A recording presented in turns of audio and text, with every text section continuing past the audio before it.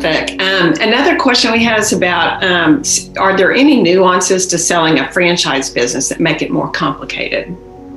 Carl? I wouldn't call it any more complicated. It's just it's a process.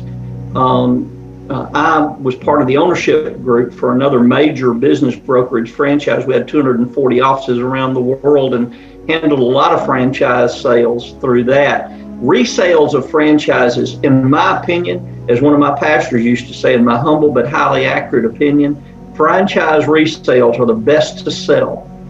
If you get a good business that has a good, strong franchisor behind it to help a new business owner, 90% of whom have never been in business for themselves before, and you have an existing business with existing cash flow, and you have a seller who will help train that buyer, that's the best of all worlds.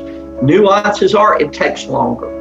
It's a little more expensive because most of the franchise companies are going to have a training period. They're going to have some fees associated with transferring that. Get your FDD out, your financial document from the franchisor. Read through the transfer. There's sometimes surprises in those documents. So when we see that there's a franchise that's looking to sell, we ask for a copy of that franchise disclosure document so we can go through it and find out if there are any traps and there are any tricks we need to be afraid of or careful about. And there's an approval process usually. So you not only have to be approved by the seller and the lender, but also by the franchisor. Yep. Yeah, our most recent client who was purchasing an existing franchise, it was a fitness business. And I mean, it was a great deal because they had the original franchisee had already paid a lot of the upfront fees.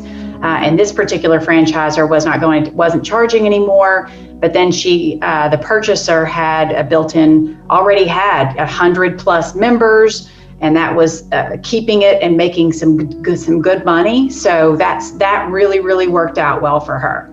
Yeah. One thing I'd caution anybody that owns a franchise, and this comes from personal experience, don't expect the franchisor to sell your resale, because guess what they'd rather do?